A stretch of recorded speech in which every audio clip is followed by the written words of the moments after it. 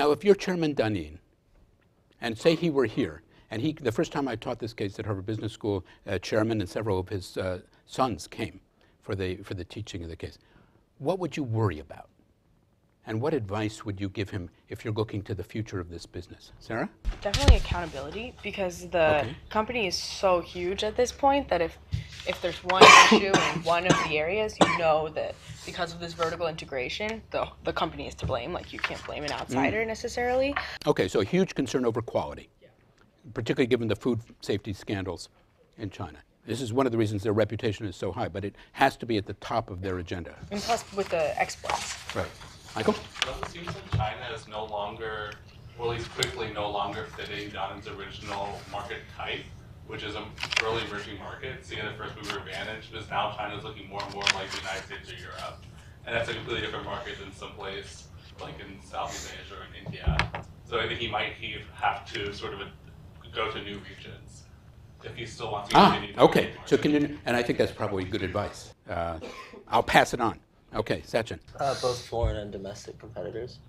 Okay, so who would you worry about of domestic competitors? It was Hope Group. Was it the Hope Group?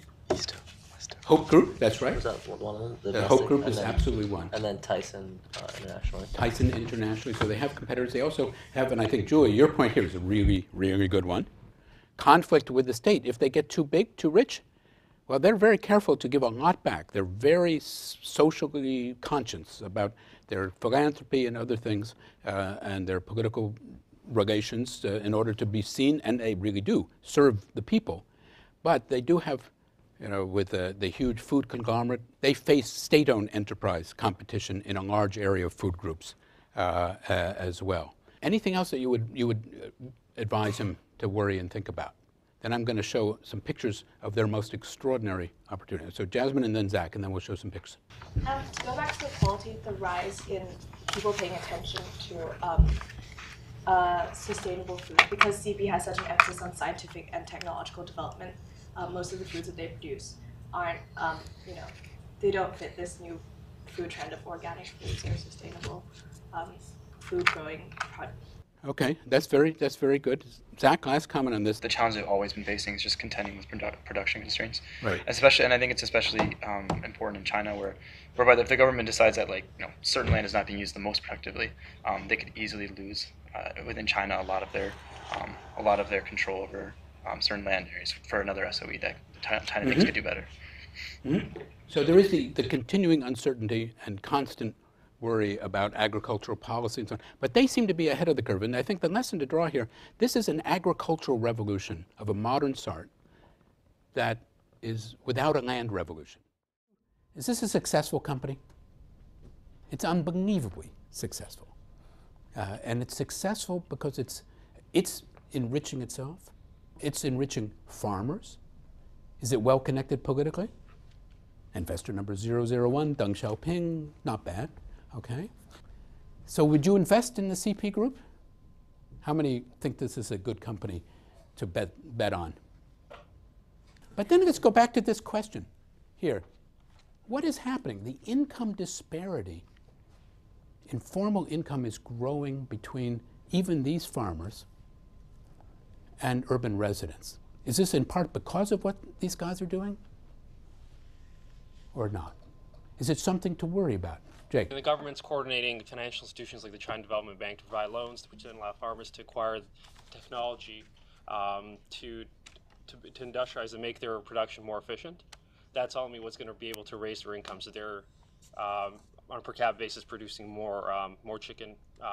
It provided a figure of like 20 cents per chicken. So if they're able to get it up to over 100,000 chickens, they're actually able to earn per capita income that's still a bit lower than cities. No, but it could be huge. It could be in terms of farm.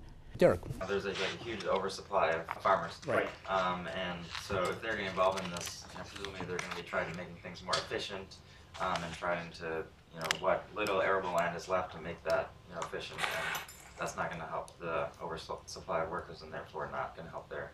You'll see and you'll read a lot of debates about whether this kind of agribusiness is really good for farmers. It will be good potentially for those who stay on the farm. But Chinese farms can produce like this only if there are a lot fewer of them. But you'll also hear debates, and you should think about it.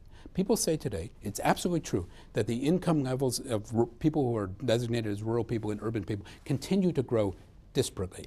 And the income gap grows larger than it has been in any time that it has been possible to measure it. And some people will say, things were better in the time of Chairman Mao. In the time of Chairman Mao, we were equally poor. The fact is, though, people were not equally poor in the time of Chairman Mao.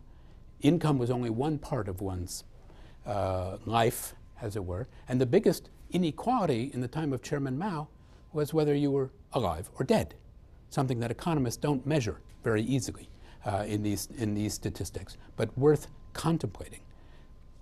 The question that I would ask you, which agricultural reform would you favor if you had to choose, that of Chairman Mao or that of Chairman Danin Cheravanant? Two chairmen, one of whom is still transforming Chinese agriculture and one of whom did not. And the last thing on Danin, there's a very good quote that he has that I think is totally worth remembering, and it's true really for much of Chinese history. A rich country cannot have poor farmers, certainly not in the modern period.